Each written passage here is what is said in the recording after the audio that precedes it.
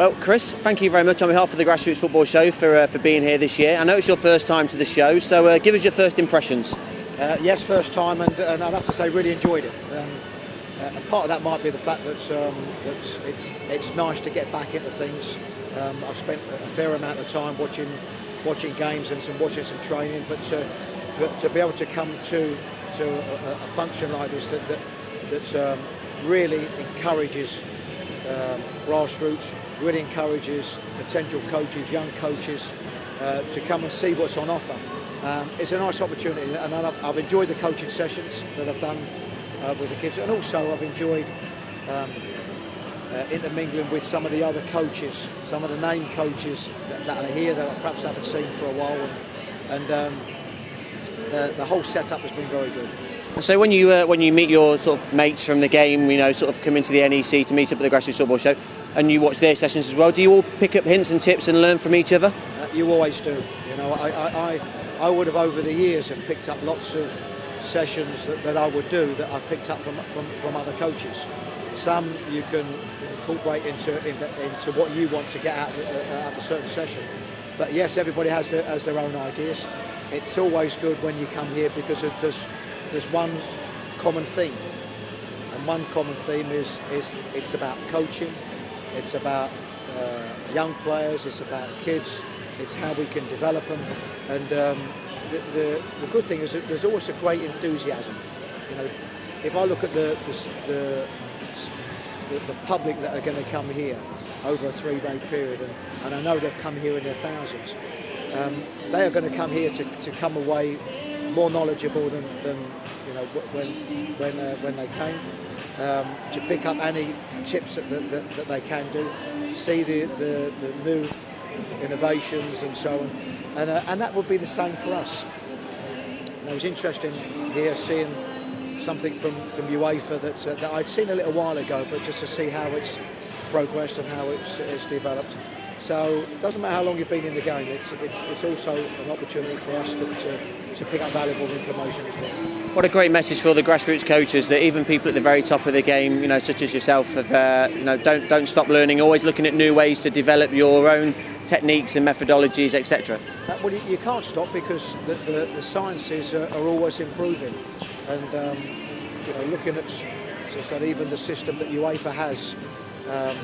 A wonderful new system. Now to see where that has come over from the last few years, it's great for us to see. It's also good for any potential coaches that are here to speak to the likes of myself and your Ian Dowies and your Peter Taylors that of course have been in the game for. But one thing that doesn't change is that if you want to be a coach, or you want to strive to be a coach, is that you have to have enthusiasm, and there's no greater enthusiasm than seeing the young ones here and seeing how the young ones can develop. And so from your point of view, I know for the last few years you've been involved obviously at the very top of the game, and I'm sure you will be again very soon. But obviously, you've got that close link with sort of the youth systems and stuff at the clubs that you've been at in the past. So is that the message that you've always shared with the coaches in the youth, sort of in the academies that you've worked into, that share that enthusiasm with the players? We've all been there. We've all come through that system. Whether you've come through that system as a player or a coach, you've come through that system. And what you are striving to do is you're striving to coach and manage players that have come through the system. And the only way they can come through the system is if they're coached well. If they're coached well, it will always be by a coach that shows the great enthusiasm. It's a massive part of our game.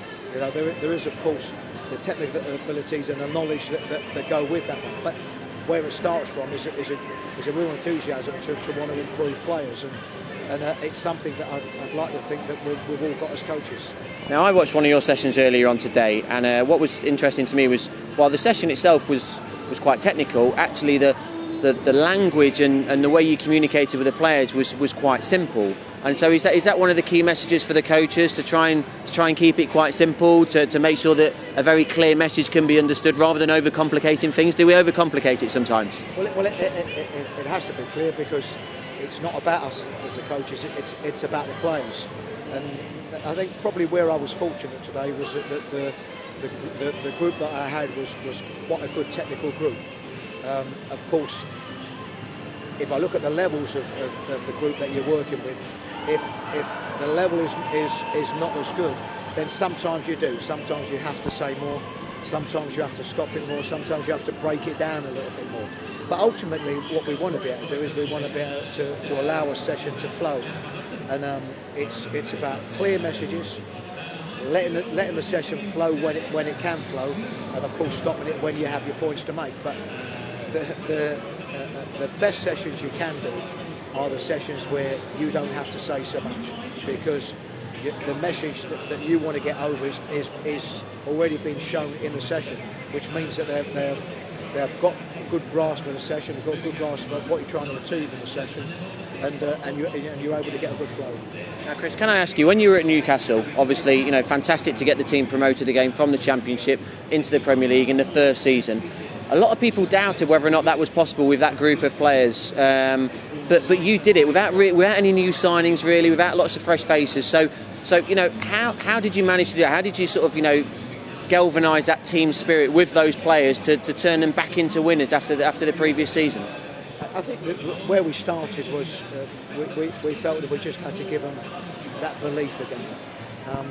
I was fortunate that I had good players, and once the end of the summer transfer window had gone, we had a group of players that knew that they were going to be with us. Certainly they were going to be with us at least until, you know, the next window at Christmas. We also had a group of players that had a great desire to want to get back on first go back into the Premiership. But I had good players, and it was really just about giving them that belief that they'd gone down in a season that had been a really disappointing time. And what you can gain in players is a wonderful thing for players is the confidence that you can get from winning football matches. And we quickly learned in the Championship that if we could win football matches, we could get the confidence back into the players, the belief back into the players, and they can start enjoying playing the game. And that's what we were able to encourage. And it comes with winning football matches. But as I say, I was fortunate that I had a good group of players that, as I said, just needed that little bit more belief again. But then that was also a good group of players that, you know, for the first half of last season, you got to a really respectable place into the Premier League. So you maintained, again, sort of maintaining that. And a lot of people put that down to the team spirit that you created at the club. Yeah, we did have a good team spirit, and we had some very good characters, and that is important. And it's important to lean on them characters. And you know, one thing that can't be underestimated is a team spirit, and I think that can hide a multitude of negatives if you're able to do that. But it's something that we worked very hard on. As I said, we had some very, very good characters, and we were able to take that into a Premiership season. And you know what I have seen in Leeds and in Norwich, it's if you have a momentum, you are able to take that momentum further forward, even though you're doing it in a difficult league. And Norwich have shown that by going one again. Leeds have shown that by being on the brink of the playoffs, and of course it requires an opportunity for promotion. And we were able to do that. The feel-good factor that we had going back into the Premiership, we were able to do it. We had some hiccups on the way with some poor results, of course, at the start of the season, but we were also able to pick up some very good results. And I think that last season's success in the Championship, I think, has held the team in really good stead for this season. So, obviously it's your first time at the show, and first time to meet so many grassroots coaches in one place, you know, all under one roof, and I've seen a lot of people asking questions. So what sort of questions are you getting asked? Everything from my experiences in the game, the age groups, when is the right time to feel for young players to get involved in a bigger side? Should they have more touches in the game? When should we go into 3v3s, 4v4s? How much should we coach the younger players? Should we allow, you know, more of a flow? When should we introduce tactics into the game? So there is